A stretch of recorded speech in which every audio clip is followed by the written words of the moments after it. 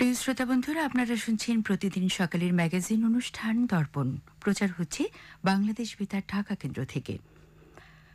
বাঙালির ইতিহাস বীরত্বের ইতিহাস। ৫,০০০ বছর আগেও বাঙালির পরিচয় ছিল বীরের জাতি হিসেবে। গাঙ্গেয় বদ্বীপের অধিবাসীদের তখন বলা হতো গঙ্গারিডাই জাতি। রোমান কবি ভার্জিল আজকের বাঙালি জাতির বীরত্ব নিয়ে ২,০০০ বছর আগে কবিতা লিখেছেন। সেই প্রাচীন যুগেও বাঙালি যে বীরত্বের জন্য বিশ্বজোড়া সুনামের অধিকারী ছিল, ভার্জিলের কবিতা তারই প্রমাণ। সুপ্রিয় বন্ধুরা, বাঙালির বীরত্ব মূলত অন্যায়ের সাথে আপোষহীনতায়, তা নিজ দেশের গণ্ডির মধ্যেই হোক কিংবা দেশের সীমানা পেরিয়ে বাইরের কোনো দেশের স্বার্থেই হোক, যে কোনো বৈষম্য কিংবা অন্যায়ের বিরুদ্ধে বাঙালি এক আপোষহীন জাতি। ২০২৪ এসে তার প্রমাণ দিয়েছে আবারও। দীর্ঘদিন যাবৎ প্রচলিত নানা বৈষম্যের জবনিকা পতনে নিরস্ত্র বাঙালি একবারের জন্য পিছু হটেনি।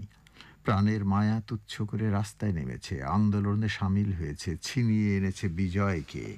বন্ধুরা, এই পর্বে আমরা শুনব আনিসুর রহমানের গ্রন্থনা ও উপস্থাপনায় বৈষম্য বিরোধী আন্দোলনে অংশগ্রহণকারী শহীদ ছাত্র জনতার স্বজনের স্মৃতিচারণমূলক প্রামাণ্য প্রতিবেদন অদম্য বীর।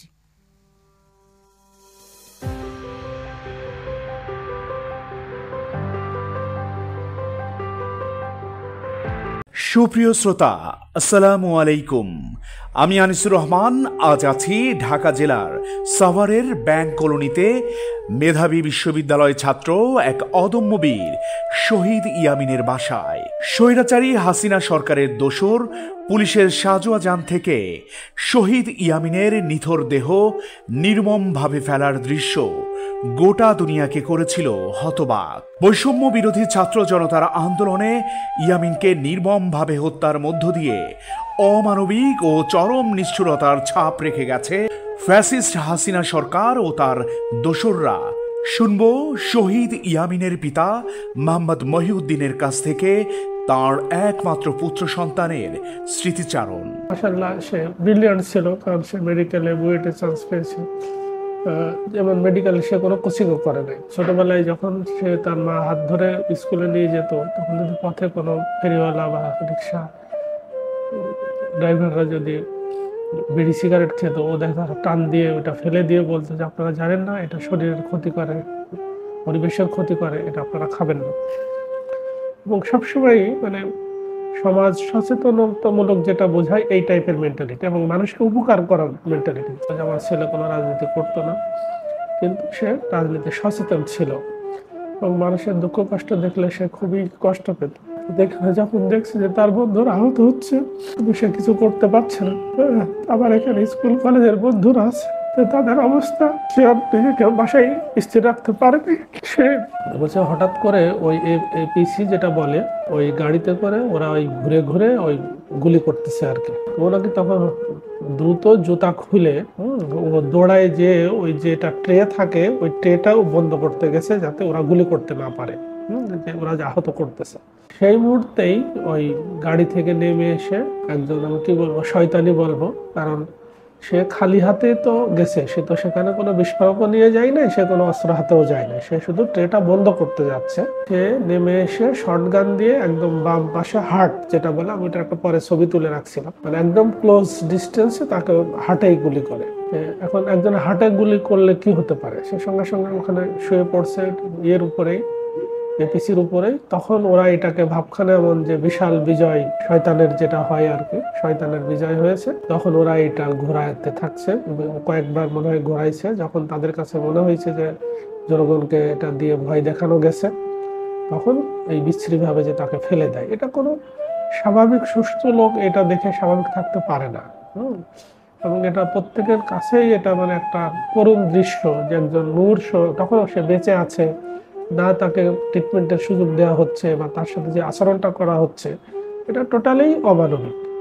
এখন বাবা হিসাবে এটা আমি যতবার দেখি বা যতবার মনে হয় ততবারই এটা আমার জন্য আসলে কষ্টকর। এখন কিছু তো করার নেই, কিছু তো বলার নেই।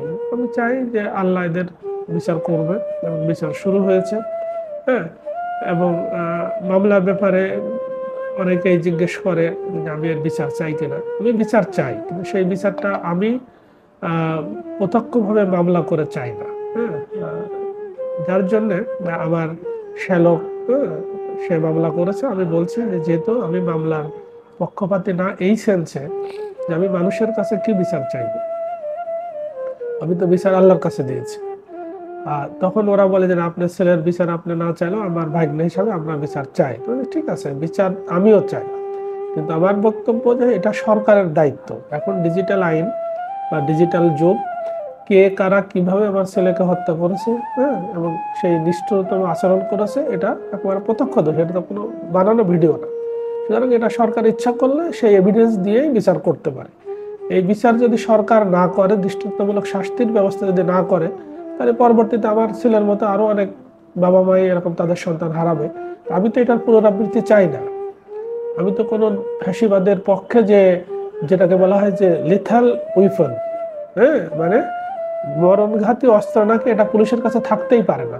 সুপ্রিয় শ্রোতা, শুনছিলেন বৈষম্য বিরোধী ছাত্র আন্দোলনে স্বৈরাচার সরকারের পুলিশি হায়নাদের গুলিতে সাভারের বিশ্ববিদ্যালয় পড়ুয়া এক অদম্য বীর মেধাবী ছাত্র ইয়ামিনের শহীদ হওয়ার সেই নির্মম কাহিনী।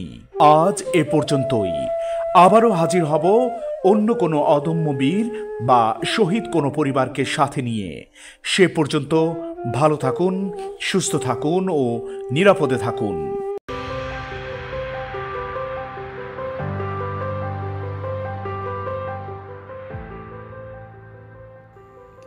প্রিয় শ্রোতা বন্ধুরা, আপনারা শুনলেন স্মৃতিচারণমূলক প্রামাণ্য প্রতিবেদন অদম্যবীর।